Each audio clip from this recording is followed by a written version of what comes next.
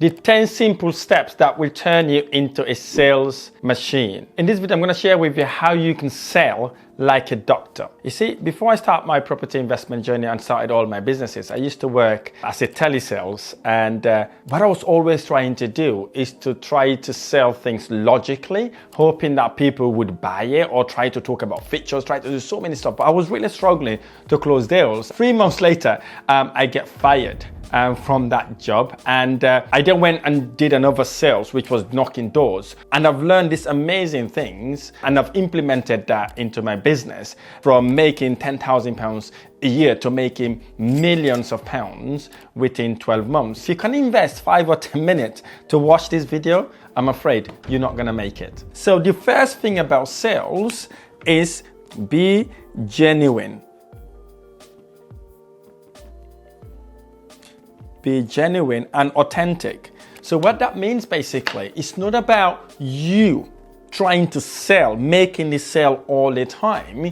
You have to be authentic, meaning you have to be genuinely willing to help the client. And the way you do that is by having different sort of body language and asking questions to understand what the client is looking for, and genuinely listen attentively and pay attention to what they're saying, and also show a bit of care to what they're saying. And number 2 is what I call the discovery.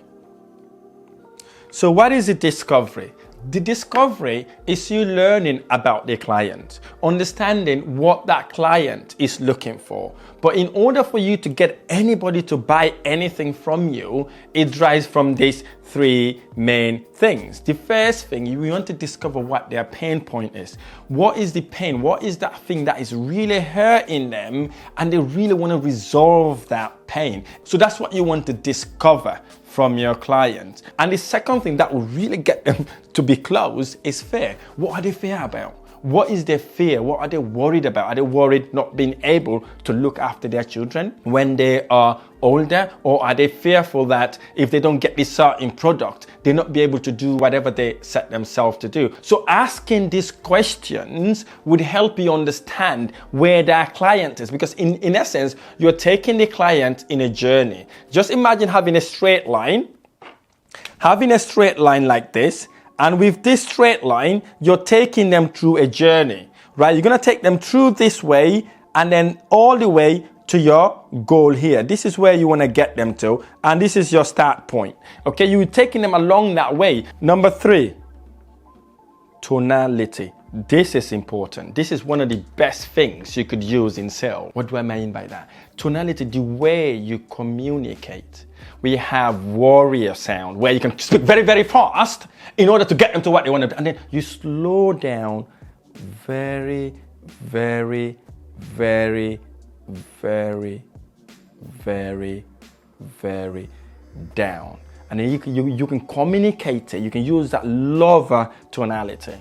You can say, look, Mr. Prospects, if you buy this service, the only regret you would have is not to have met me 2, 3, 4 years ago. Here's the thing, Mr. Prospect, if you buy this product or service and isn't for you, you can return it, because you've got 30 days money back guarantee. Absolutely no string attached at all. You can see how I'm varying the tonality. I'm speaking fast, speaking in a mid-range, and then I'm going very, very slow. Because when you're talking to them that way and you're emphasizing the main point, get what? Those words is sinking into their mind, and they're kind of imagining how it looks like. That then takes me to the 4th point. The 4th point is benefit, not features. What do I even mean? Most salespeople, what they talk about, they emphasize on the features rather than the benefit. Quite frankly, the prospect do not care about the benefit. They want to know what that product or service would do to resolve their problem. So the feature don't sell, but benefit sell. Number 5 is over-deliver, right? Over-deliver. So what does that even mean? So if you are looking to sell a service, make sure you over-deliver what you're going to provide them. So maybe think, how does that work? Have you ever had a commercial where someone has talked about all the benefits and they go like, oh, and there's more. You can get this, and that if you buy XYZ. So these are the over-delivering. Number 6, listening. This is important. This is one of the most important thing in sales. You got to listen more than you talk. What does that even mean? Have you ever been to a car showroom, or maybe you went to a clothing shop, you wanted to buy a suit, or maybe you wanted to buy a dress? As soon as you walked in, the salesperson started telling you, I've got this dress, I've got that dress, I've got this suit, I've got that. They don't even want to hear you. And that can kind of stop you from even wanting to buy the product in the first place. If you want to be a good salesperson, you want to listen. And here's the thing, God gave you 2 ears and 1 mouth for a specific reason. It's for you to listen more than you talk. Oh, sorry for interrupting this video. I just wanted to draw your attention to a guide I've just created. This guide is for you if you're looking to start and scale in property investment, and you've got questions that you want to ask in order to start your property investment. This guide is the ultimate guide to start and scale in property investment journey. I talk about the different type of investment strategies. I also discuss the 11 ways you can raise finance to make any property no money down deals, and the type of properties to buy in order to generate a serious return in your investment.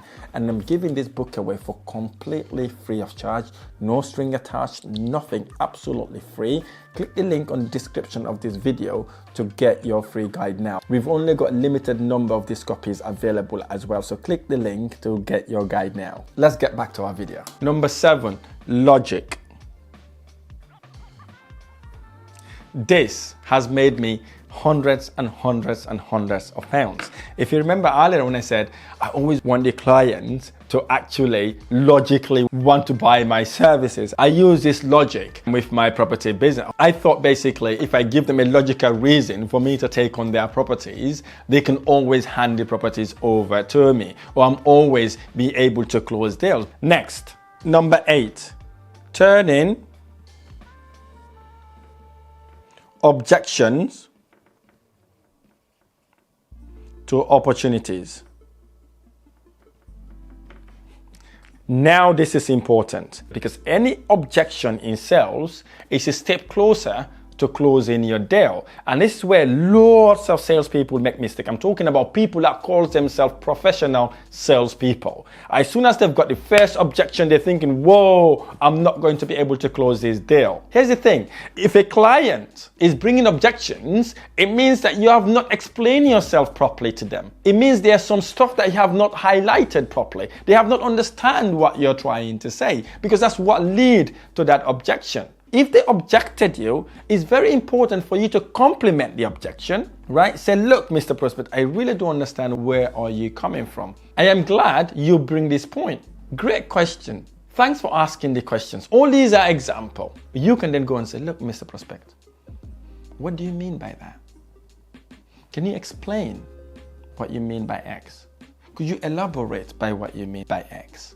Did you see it that way? Okay, can you tell me more? So these are the ways you can get them to open up with their objections, right? When they open up with their objection, you say, fantastic, but here's the deal, right? And then you then overcome that objection, right? Because perhaps you may not have explained something at the beginning or in the middle. Remember that straight line, you may not have explained that properly. So obviously they still have a bit of clutter there. So you want them to kind of elaborate on the objection. So you'll be taking mental note if you don't want to write note. And then you can say, I hear you. I understand your point of view. If I were you, I'll feel the same way. But let me explain. The benefit you get from buying this service, the benefit you get from buying this product, then you go, it's X, Y, Z. Does that make sense? You ask them that question because you want to get them into having a conversation mode. So, and then once you've overcome that objection, it'll take you a step closer to closing them. You always want to do the close, right? What do I mean by the close? So once you've answered that, then you can ask them, yes, Mr. Prospect, how would you like to make payment today? Is it debit or credit card? Because in most cases, objection starts when you're starting to ask for money, aren't they? Because they will be thinking about the money. Suppose they come to say, oh, look, your service is so expensive, you know. They can say, I understand that. Could you elaborate a little bit more by what you mean is expensive? And also, what are you comparing this with?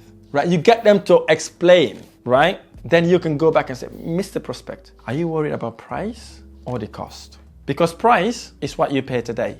This is the investment I'm asking you to make today. But cost is what you would incur after buying a product. Because I may be a bit expensive. There might be someone cheaper in the market.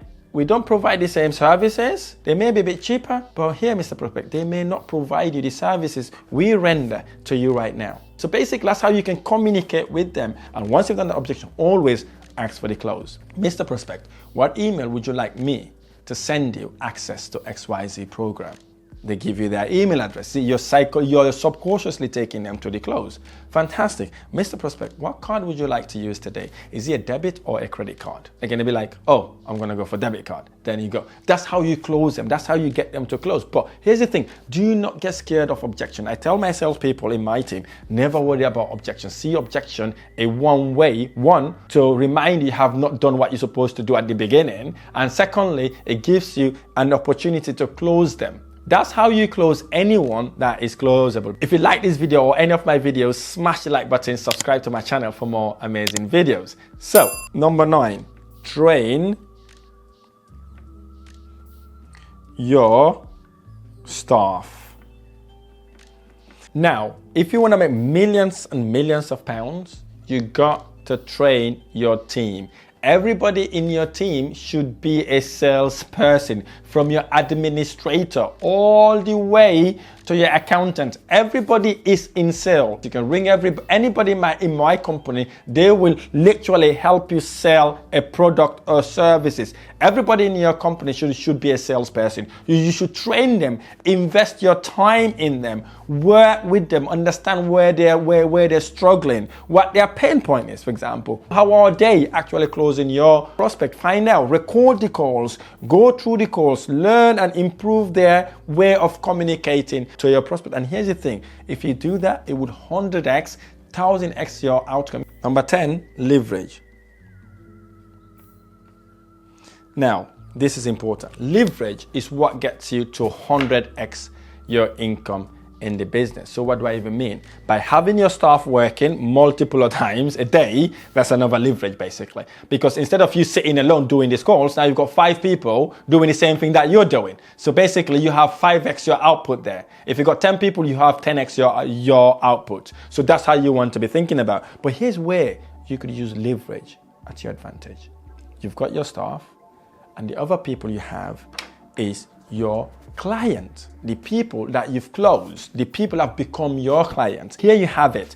Knowing without doing is the same as not knowing. So if you ever worried about making sales, go back and watch this video. If you want to watch this video more than 10, 15 times, go 100 times. It is up to you. Believe you me, it will transform the way you think about selling, because selling is all about serving. Selling is all about understanding who your client is and how you can serve them in a way that they always would want to work with you. And guess what? Use the number 10, leverage you and refer you to so many investors. If you'd like to know the key closing words we use for our prospect, click on this video here to watch it. I really hope this video has been helpful. If this video has been helpful, smash the like button below, subscribe to my channel for more amazing videos. I look forward to sharing the next one. Thank you.